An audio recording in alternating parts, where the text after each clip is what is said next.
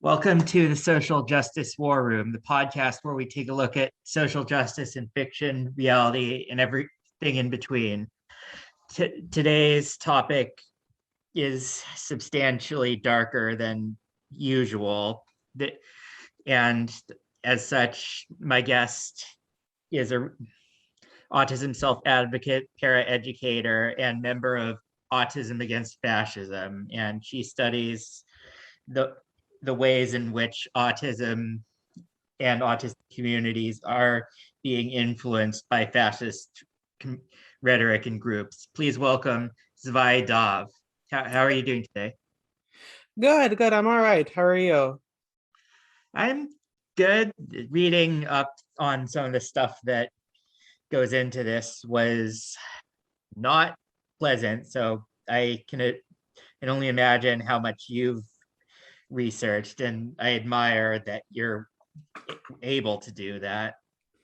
Yeah, extremism research is not fun, but for those of us that do it, we always have to find ways to take breaks from it and everything. The field has become a little more aware of those needs, which I'm grateful to see more information on how to have a healthy way of going around studying the kinds of worst people ever. Yeah, I've heard the same about climate activists, that you do need to take care of your mental health in order to not get burnt out. Oh, absolutely. Yeah. I mean, with pretty much any sort of advocacy, it's really difficult. I mean, I'm a self-advocate, so on disability rights, in addition to my research, and oh wow, it's as the incels might say, it's blackpilling, Yeah. to say the least. So on previous podcasts, incels have come up a lot because of their proximity to various fandoms. An episode will be up in the next few days where I talk to an autistic friend of mine who's noted the same concerns of like Gamergate recruiting, especially autistic people, because they always seek to recruit people with some kind of desperation in their life and grudge. But as I was reading your site, it seems like the different groups that fascists are targeting within the disability community are much wider, and they take tactics that many haven't even considered. Yeah, so the first thing is on incels, we know that a lot of autistic people are involved in it. The subculture is very disproportionately filled with people who in some way are identifying with autism. That doesn't necessarily mean that they are autistic, because on the far right there is a concept of autism that is separate from the diagnosis, but definitely very tied. It's generally not positive, and we can talk more about that binary later. But the incels.co, basically the premier incels forum, asked people why they're incels. 40% of respondents in this like 600 some odd person survey, which for the forum is pretty sizable. 40% said it was because of autism or a similar condition. So we know that incels are particularly good at recruiting people who have some identification of autism, whether that is, that they're diagnosed with it, or that they're self-diagnosing, or that they identify with sort of conceptually what they think autism is.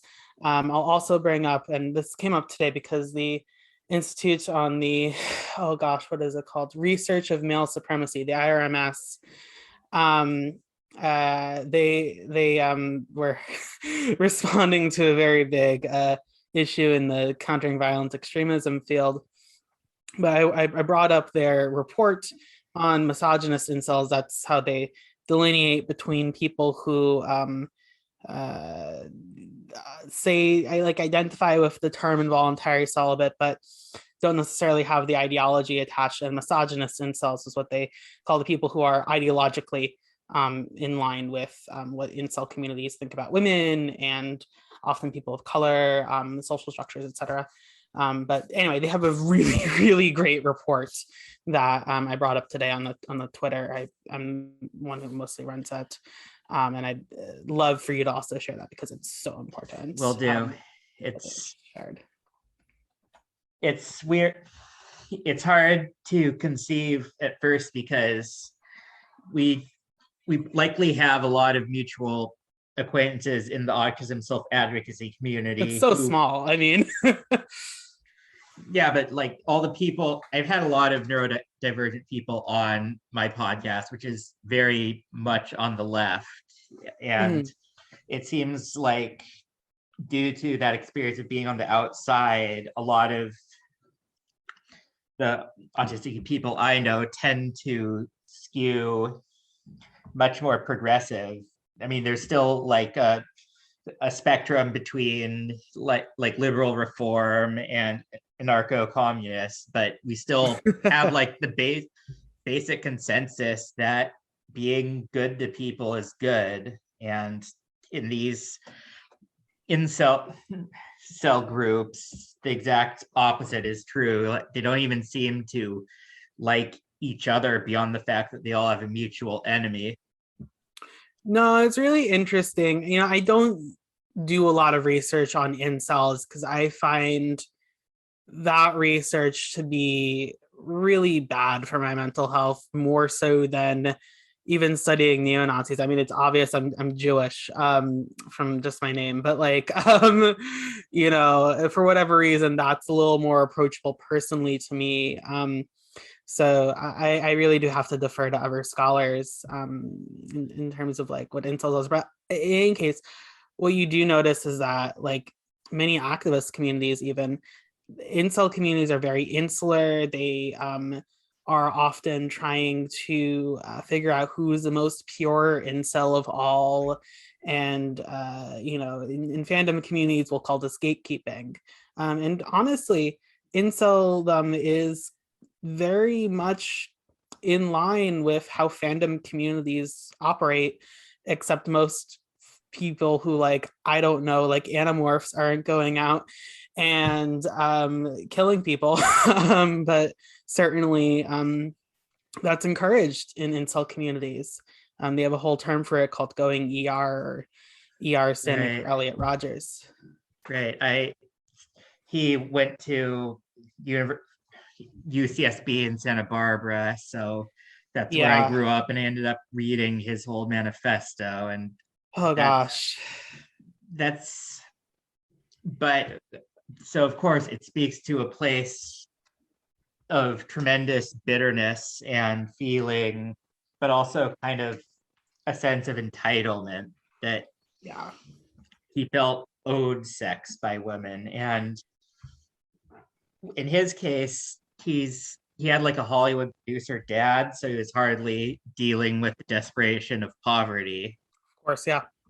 But there's a lot of other areas within the disability community, like people with intellectual disabilities who aren't afforded many rights to make decisions for themselves. Yeah, like you know, people who are living in many group homes don't have the right to have a partner, particularly if they're queer. And I mean, plenty of heterosexuals who are living in, you know, certain group homes are forbidden to have like a girlfriend or a boyfriend. It's you know, there's actually someone in reality conspiring against them having sex, essentially, because they find it, you know, icky for disabled people to have sex. Just disturbing. That's really horrifying. And obviously there's the anti-vax movement that started around fraudulent claims that vaccines cause autism. has grown into a tremendous force on the right, one that's preventing us from actually getting through this pandemic. Yeah, although I'll be a little nitpicky and mention that Wakefield was funded by the modern movement against vaccines, particularly in the autism community. He didn't start it. The person who you can most credit with starting it probably is Bernard Rimland of the Autism Society of America. He also founded the Biomed, / Kirby movement, in neurotribes, which I give a tepid recommendation to. He Silberman really sums up the history on that really well, in my opinion. But in any case, he thought that basically like autistic people needed a certain kind of a vitamin, or there was something like a magic pill that they could take that would reverse autism, and that Autism Society, until Autism Speaks, was really the largest autism organization pretty much in the world. Yeah. So yeah, that's my nitpick. It's fine. Just that there's has to be some degree of doublethink to have a disability and be a fascist, because as we all know, that's one of the groups the Nazis went after, that they sent to the gas chamber, people physically unfit. So Yeah. how do they like maneuver people with disabilities in a way where they don't feel imminently at threat? Well, this is an interesting one, and that's really something it's really a central guiding question to me in my research, is why is someone who is a target of a group joining them? I like to use the example of a traditionalist Catholic Groyper, Groyper being a follower of Nick Fuentes, who is a Holocaust denier, that believes he can enter mainstream Republican Party politics. He's got a little bit of the right idea on how to do entryism, but he's not very good at it. In any case, there's an autistic gay Asian Groyper I found, and Groyper communities are not fond of any of those identities, to say the least. And a lot of what I found with this particular person is they were highly depressed and also very transphobic. They oftentimes would make appeals to their cisgender identity to stake a claim in the Groyper movement. So there's a lot of this interesting dynamic there. Oh my God, I forget her name. I think it's Shannon Martinez, potentially. Let me double check what her name is, but she's a ex-Nazi who attributes a lot of trauma to causing her to be a Nazi. Well, and she does recognize that she did make a choice to do that, which I appreciate, because not a lot of ex-Nazis will admit that. Yeah, Shannon Martinez. But important point that it is always a choice, that the media likes to pathologize white supremacists to the point where they can divorce themselves from it.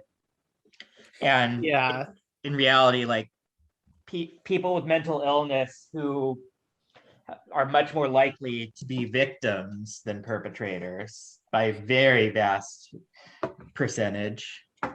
Yeah, absolutely. And I'd like to talk about the countering violent extremism field and its ableism, because that has come up a lot lately. But yeah, in any case, sorry, I'll finish my point. Shannon subscribes a lot to the idea around trauma, and those things sort of leading people into these sorts of extremist groups. I don't fully subscribe to her thinking on that. We've talked about it before, but she's seen from her de-radicalization work, that's all volunteer, just a lot of people with a lot of what you might think of as conflicting identities, like even Jewish people in these neo-Nazi spaces. These aren't neat lines, basically, and neo-Nazis and other fascists have realized this, and they're trying to take advantage of it. They'll say, oh, we're not a racist organization, we have a person of color in our group, which is literally the excuse every racist uses, but it works on many white people. Well, it definitely makes sense from a tactical perspective that if you have a bigger enemy, you're willing to make alliances with people who are a lesser threat. And do you think that the people who say these things are thinking that way, like that they'll eventually get to getting rid of Ben Shapiro, a very famous Jewish right-wing pundit? Well, what I'll say about that is Ben Shapiro, he is not very well liked in most of the spaces I monitor, because he is Jewish and he's pro-Israel. And these spaces tend to be anti-Semitic and anti-Zionist in the anti-Semitic way. They're not pro-Palestinian by any measure. Right. Just to share that out there. So like a lot of what you tend to see, and you can, I've seen this through leaked Iron March forum threads and direct messages that people have had on Iron March. Iron March, I should probably define that. That's the it's basically fascist Facebook, or at least was. And I believe they marketed it that way too. It's the network where a lot of different, I almost don't want to say groups, but like other like kinds of networks developed, neo-Nazi networks like Atomwaffen Division, the base, Führerkrieg Division. I messed up pronouncing that probably because I don't have it in front of me. But hardcore Nazis, right, to say the least. A lot of this is just bullying that happens, like standard ass bullying techniques used on marginalized people within that group. Some of you might even see in a left-wing group, and makes people, particularly women, do certain forms of labor for the group. They encourage particularly disabled people to go out and commit mass violence. In incel communities, it's a trigger warning for suicide. The idea is cope or rope, and they are encouraging people to go ER, etc. Yeah, sorry, that was a lot. No, I knew this going in, and I know you meant when they say weaponized autism, which is one of the many slang terms that get thrown around, but let groups that are on the internet in general, it seems, but they mean it literally in fascist communities.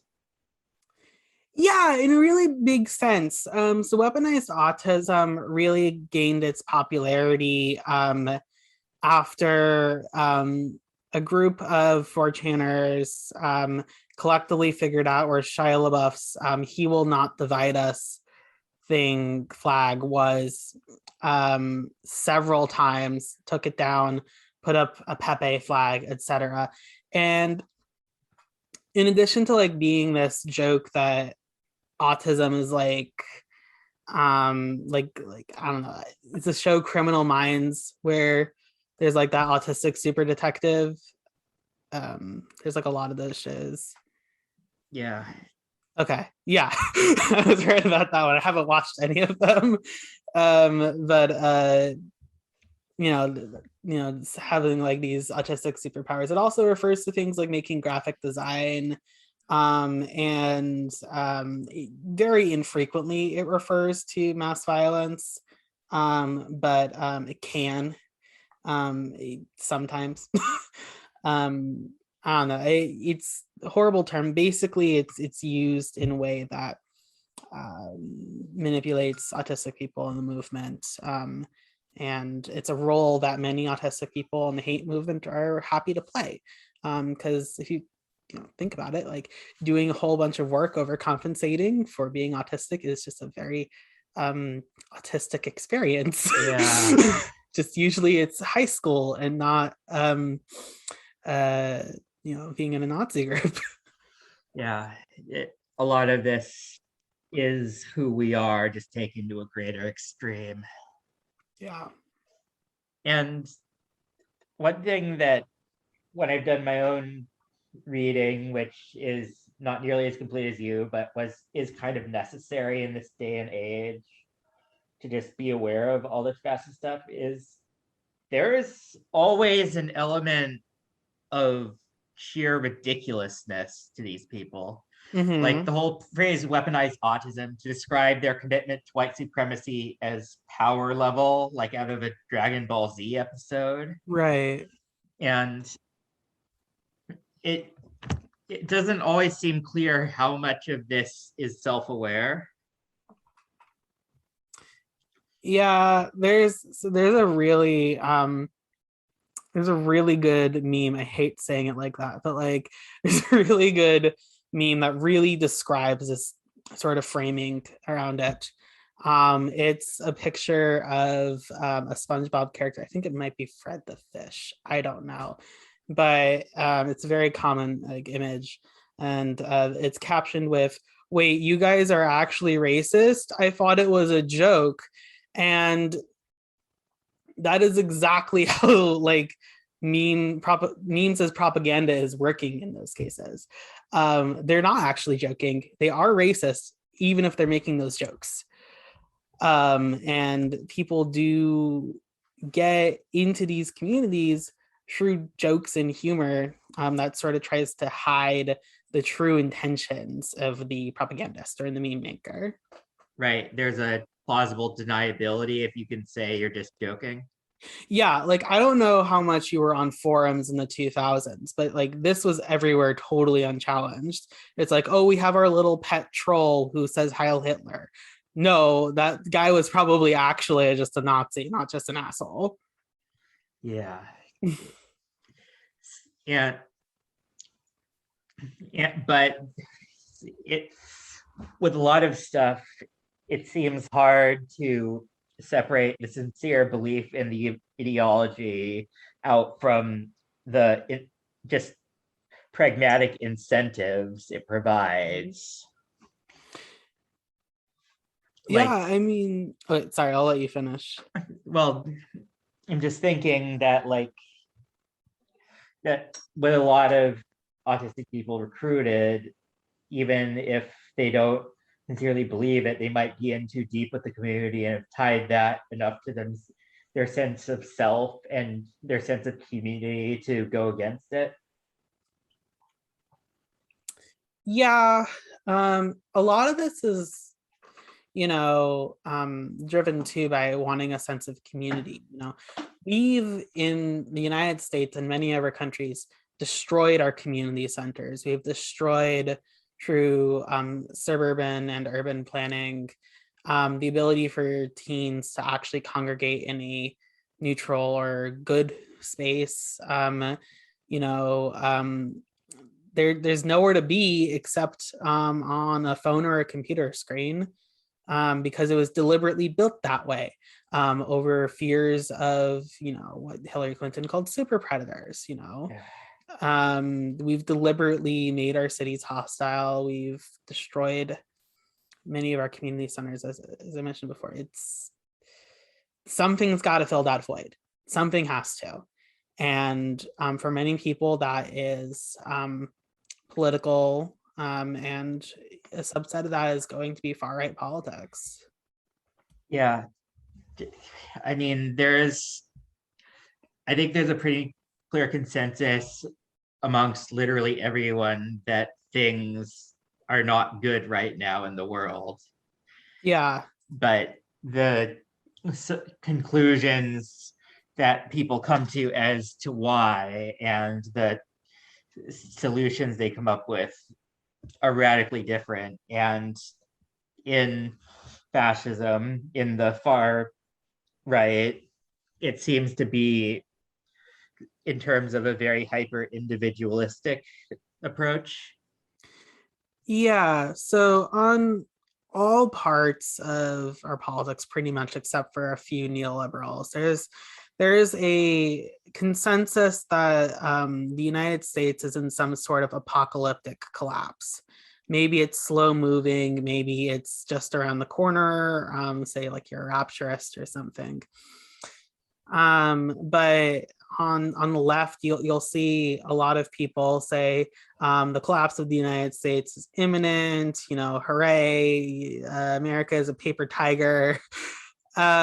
Which I can argue to hell and back around whether I think the American empire is actually gonna decline and and go away with in our lifetime or some bullshit like that. But there's that consensus, right, that things are getting quote unquote worse, or that there's some sort of decline. And indeed, a lot of things have gotten fucking awful. I haven't left my home in weeks because of the Omicron variant. It's not surprising that both the perception and the actual material reality driving these perceptions have led to a lot of people into ideologies which fetishize collapse. Accelerationism, for example, that's the ideology of the base and Autowaffen division, and far too many networks to name. Yeah, I forgot a little bit where I was going with this one, but that's a really huge driver. People are being black-pilled essentially because shit sucks. Yeah, it's I've encountered accelerationists on the left too, who genuinely believe it would have been the tactical thing to give Trump another term. Yeah, I mean, a lot of them are just fools, in my opinion. When I say accelerationism, in general, I'm talking about the right. Left-wing accelerationism looks very different. It's generally not premised on the idea of attacking critical infrastructure. There was FBI recently arrested some people from an accelerationist network for trying to hit, I think, the power grid. For example, they literally believe the more that they can hasten collapse, the better that they are off on winning a in the old school terminology, a racial holy war to build a white ethno state. On the left, it's more like, well, maybe if things get bad, we'll have a workers' movement. It's not not the same. You don't have left-wing people going out and shooting people in Walmarts. No. I mean, even the most insufferable tanky wouldn't do that. No, of course not. The closest we've gotten to a left-leaning person doing some sort of political violence in the last, in a way that would be severely disruptive to the state in the last, I don't know how many decades, since the Weverman probably, is the guy who shot Steve Scalise at a baseball game because he was a terminally ill Bernie Sanders supporter, is how he was described. And he wanted to take out right-wing politicians because he was angry at that. That's not a coherent political program. No. As fucked up as assassinations are, that's not a coherent political program like the El Paso shooter had, or the Christchurch shooter had, or the Pittsburgh shooter had, or the list goes on. Yeah, but you mentioned that having spoken to Shannon Martinez, was it? Yeah, she's a former skinhead neo-Nazi who's now working to help de-radicalize other people. Yeah, she does it on a volunteer basis, and it's tremendous work. She's gotten many, many, many people out of Nazi and fascist spaces for decades. I won't tell her story for her. She's told her story countless times. She now works for also a group that counters violent extremism called Peril. She also has a Patreon, which I want to plug because she's going through a really hard time right now, and she needs support. And well, but it's proof that it can be done, because Absolutely.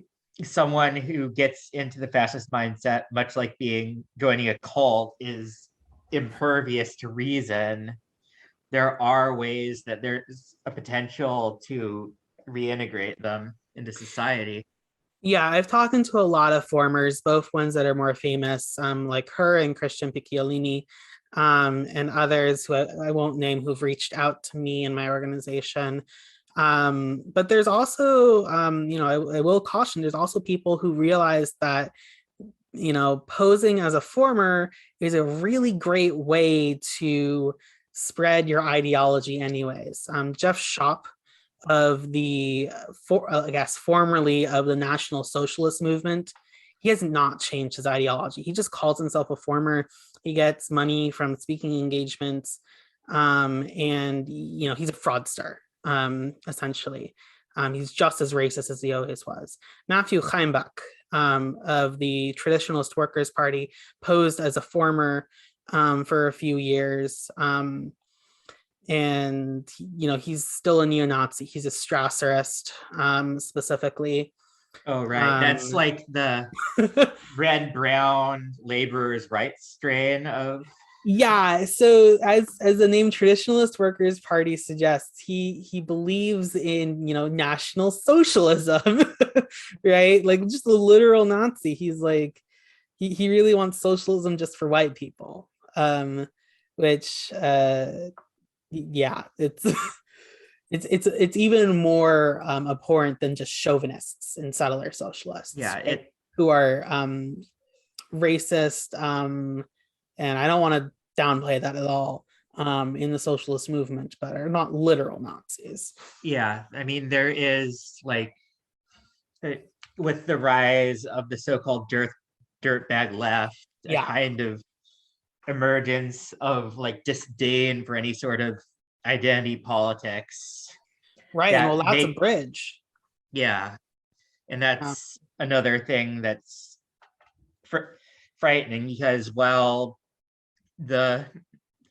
it's true that identity politics have been used in rather, maybe not sinister ways, but definitely manipulative and shallow. Yeah. But of course, if there's the likes of the Strasserites, or there are certain people on the BreadTube community who've gone that direction, where they're like wanting to have interviews with Milo Yiannopoulos. Yeah. I mean, I think it was a former Chapo Trap House. I have a frequent guest or host, Amy Therese. I mean, she's just an out and out fascist these days. Yeah. She started on the dirtbag left. She still calls herself a Marxist. I mean, you can see her Twitter. She's an out and out fascist. I happen to monitor her Twitter a bit because she has some weird fascination with autistic people, and the Apu memes. That's an autistic Pepe. So she certainly influences autism discourses and fascism. Yeah, the internet feels a lot like a hall of mirrors in terms of ideology. Oh, absolutely. Yeah, and you see, so in the same way that, or I guess not in the same way, but in a similar way that you have this shallow level of identification with being a fascist or a Nazi or far right nationalist or any kind of white nationalist, for example. And that's how like you have an entry point there. It's not like there's not, that kind of dynamic happening in left spaces and other non-dominant political spaces is how I'm going to phrase it, because there's stuff beyond left and right spaces that are also political and not, the dominant ideology. We call these people first day commie kids or meme socialists. There are meme national socialists. It doesn't mean they're any less invested in those ideologies. Well, it doesn't mean they're any less like true believers or invested in that ideology. They just might not be organized yet. Yeah,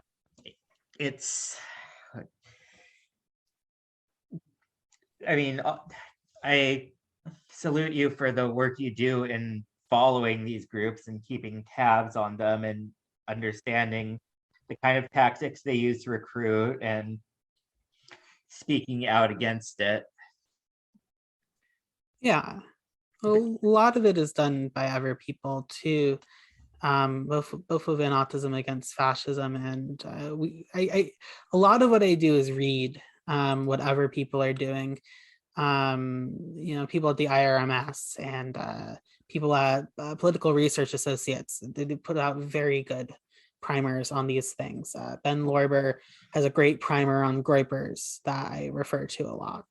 Well, that's similar to why I have this podcast, because I know my own voice is insignificant, but if I can amplify other voices who are heard by those who will amplify them in turn to help build a kind of, in any capacity, no matter how small, better understanding of what's going on, and understanding that we need to get together and fight this and be prepared for this.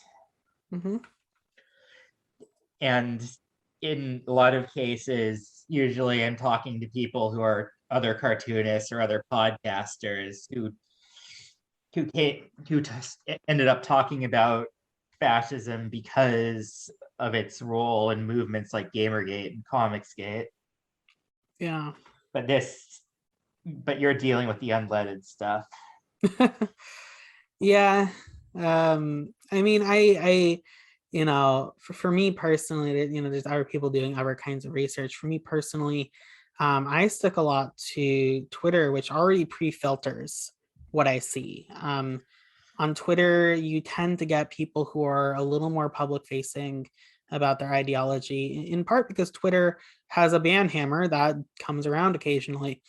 Maybe half the feeds of my various alts will be like, help me find my friends, which is just someone who's been suspended for going to mask off.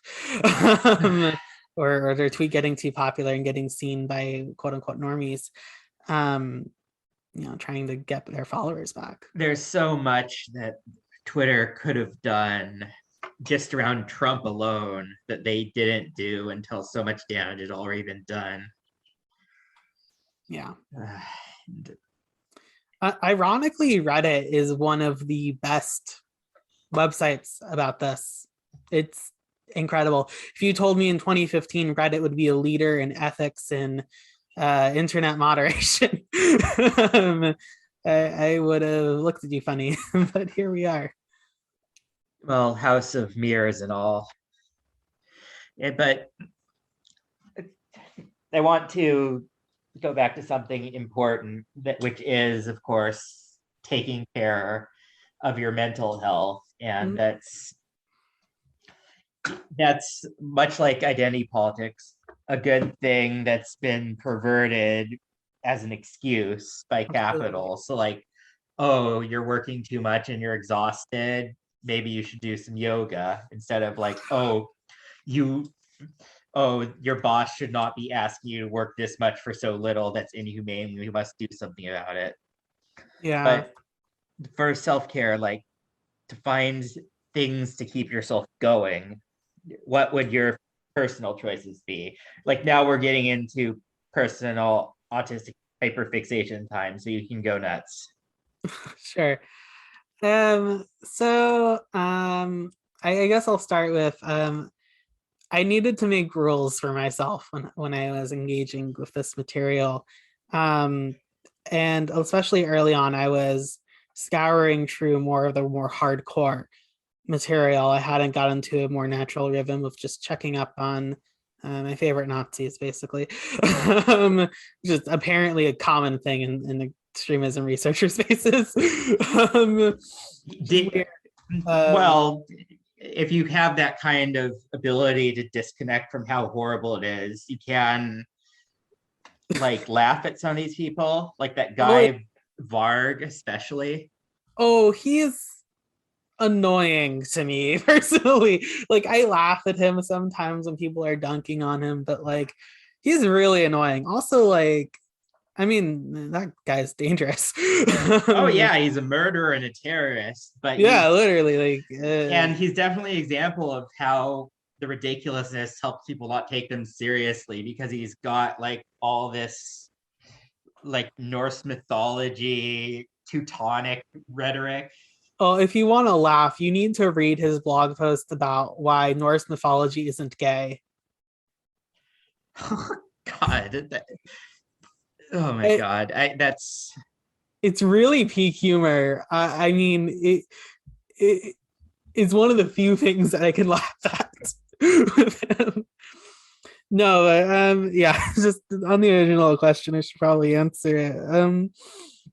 I needed to make rules for myself because I got really severely depressed when I started like getting really into this research. And I was, going to bed, scrolling from my phone or my computer, reading Nazi tweets. I'd wake up, I'd read Nazi tweets. That was a bad idea. Yeah. Talia Lavin talks about this quite a bit because she went through something similar, more so than me even, because I at least had some other stuff to do. Oh yeah, I follow her. She's great. Yeah, she's awesome. But yeah, I made a rule for myself. I don't look at Nazis after 9 p.m. If I'm feeling too overwhelmed with research, I take a break for a few days. I don't look at Nazis on Shabbat usually.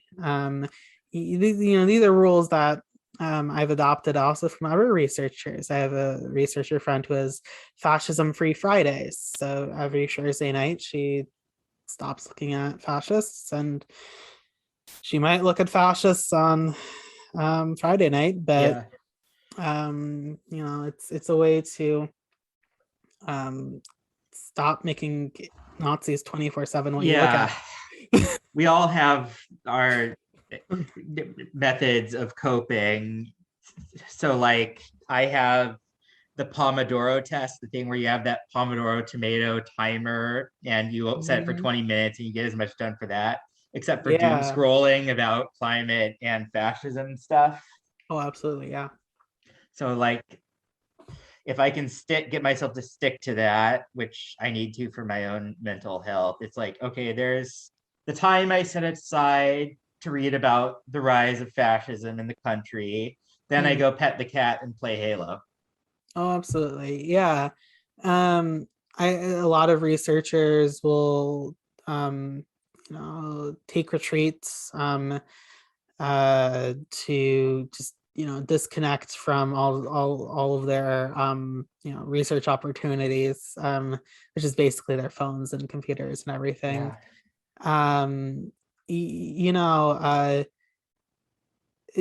It's really incredible.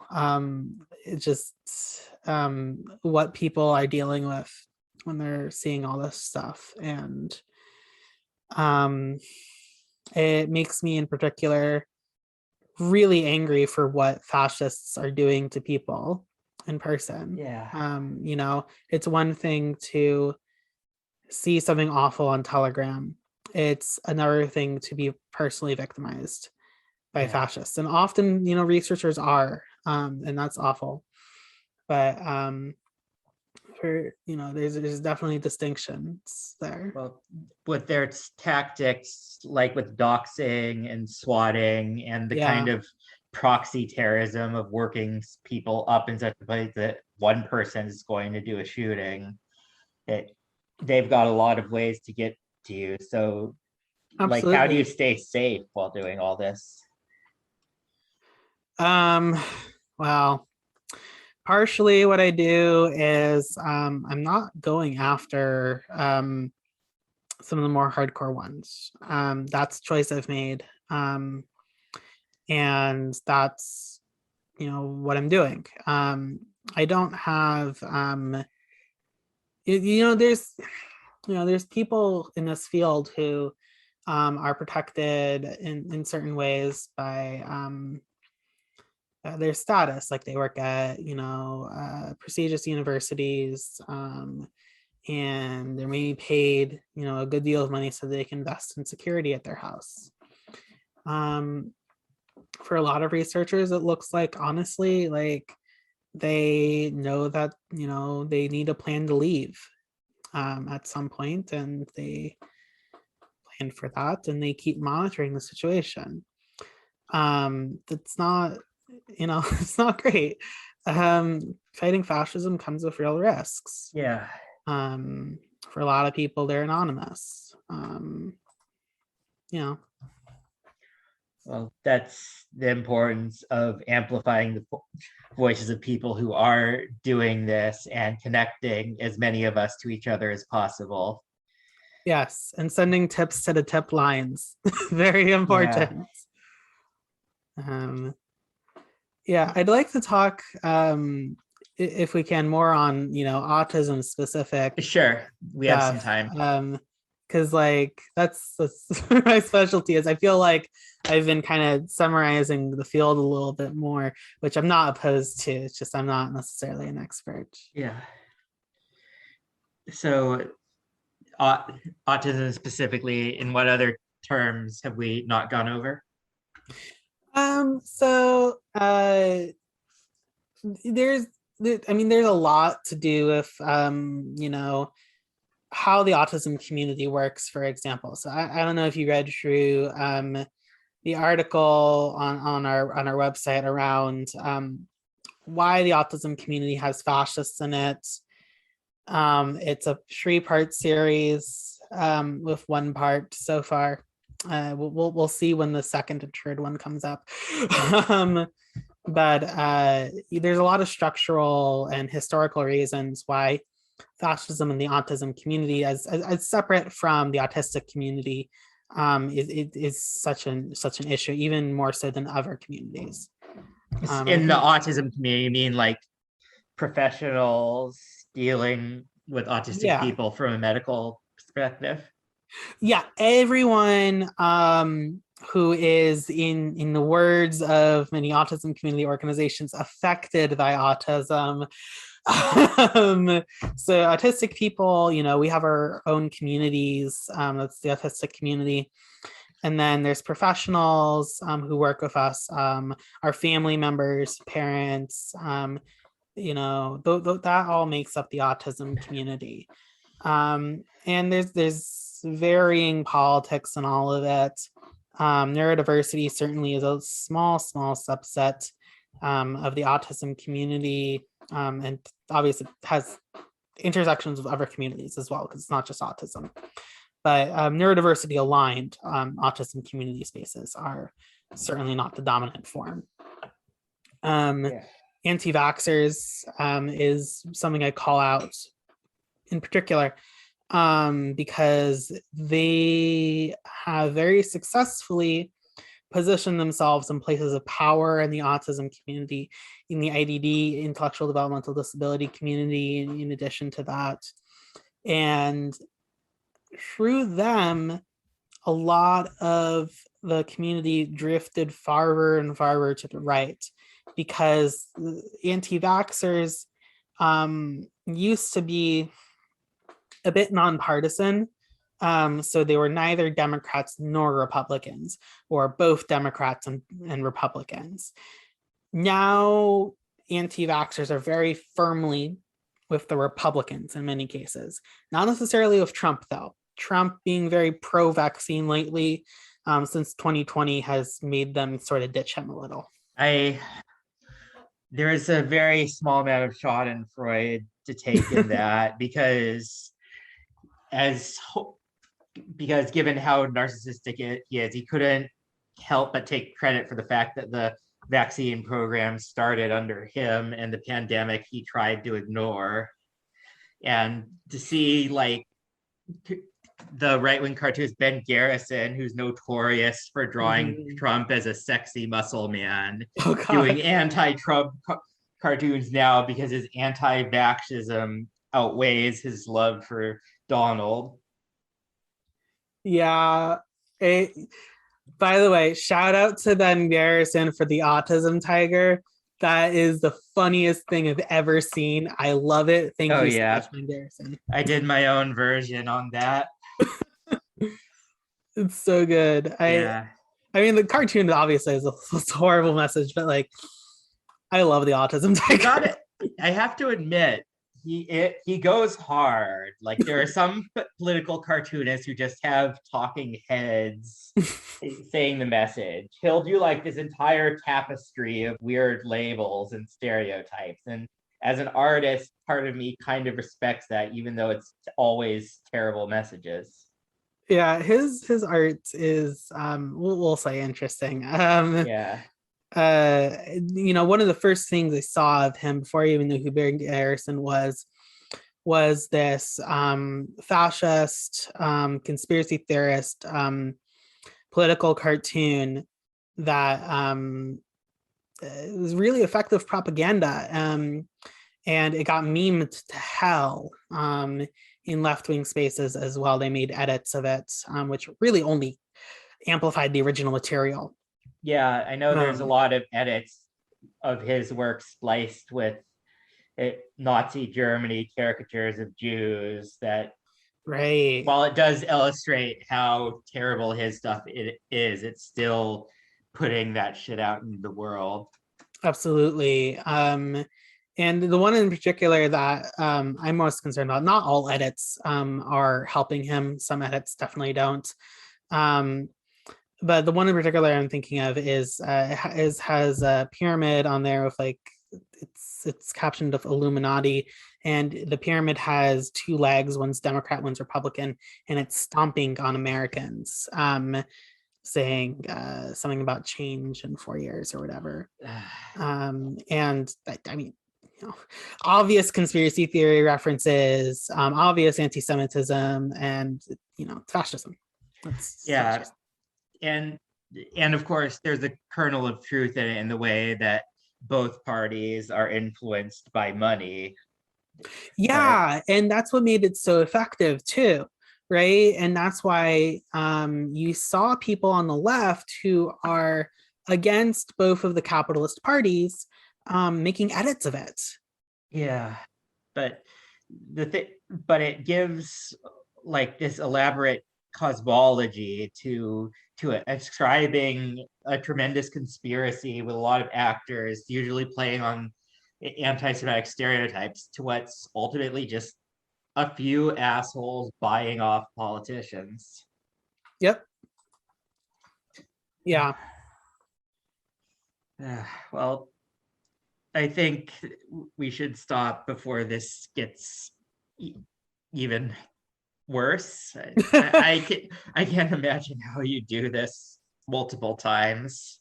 You know, a lot of breaks and connecting with researchers. You know, I think every single researcher has a group chat. And God help them if they don't. And is there a way that you can help this negativity not spill over into your interactions with loved ones who rightly don't want to think about Nazis all day? Sorry, say the question again. Well, it's like, this is a tremendous amount of negativity, and when you have friends and family and other loved ones who agree with you, may agree with you, but they don't want to think about Nazis all the time, and who can blame them? Yeah. But it does it's such a concern to you that it spills over, and it definitely puts a strain on the relationship. Like, how do you negotiate that? You know, people have their boundaries for reasons, right?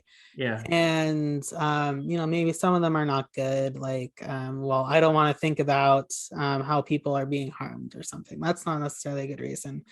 But you know, you have to work with, you know, people as they are, and be thoughtful around how you communicate, you know, all these sorts of issues. And that, you know, that goes for lots of different things, as you know, even positive things too. I would say that it becomes really important to do this kind of education when there is something urgent happening. So when I worked at a school, middle school, there was a student I had who was autistic, 13-year-old. And he set off some red flags around his engagement with conspiracy theory materials, particularly around history, junk science, and really fascist narratives. And He's he's really just a obsessed with kid. gladiators. Yeah. And believed a lot of these historical myths about gladiators. He became a vegan because he believed that it would give him like super strength like Oh, gladiators. right. There's like the segment of veganism that's wanting to be pure. Yeah, and I don't think he was necessarily into that sort of a thing. He was just like, well, gladiators were vegan and they were super strong. This website said so, so I'm gonna do that.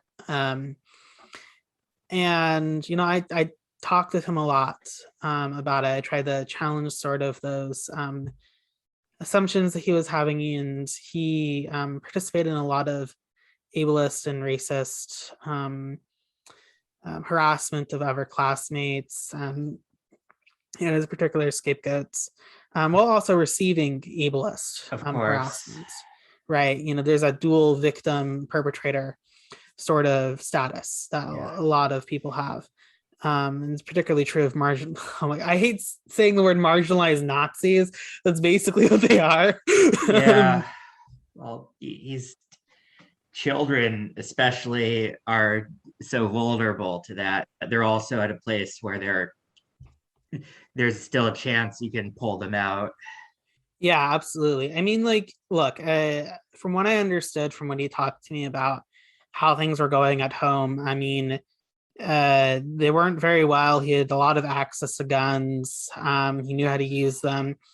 And, you know, I tried to bring this up and to his case manager, and I was rightly worried because by the time I was able to get in contact with his case manager, turns out that he had made a school shooting threat. Oh, God. And, you know, that didn't come out of nowhere. So the reason I'm telling you this story is because, you know, these things happen. You know, we Yeah. live in a really screwed up world where these things happen, and having knowledge of, you know, what to look out for and what is maybe concerning is very helpful, and having the ability to say something to someone and try and see if they see it too, Yeah. you know, that's really helpful, and that's a perfectly fine way of engaging with it. You don't need to read leaked Iron Mars shreds, you know. Yeah. Well, I hope that kid has been pulled away from this. My understanding is that he's doing better, which I'm very happy about. That's good. Um, Was the school system supportive when you were reporting all this? uh, I mean, they didn't understand, as many schools don't, and I don't think they quite got it. You Yeah. know, there's a lot of that education that needs to be happening. And there are tools that people can use. So the Western State Center has a very good guide for schools on combating white nationalism. And I'm happy to link that to you if you want Okay. to link Well, that. thank you very much for your time and all this.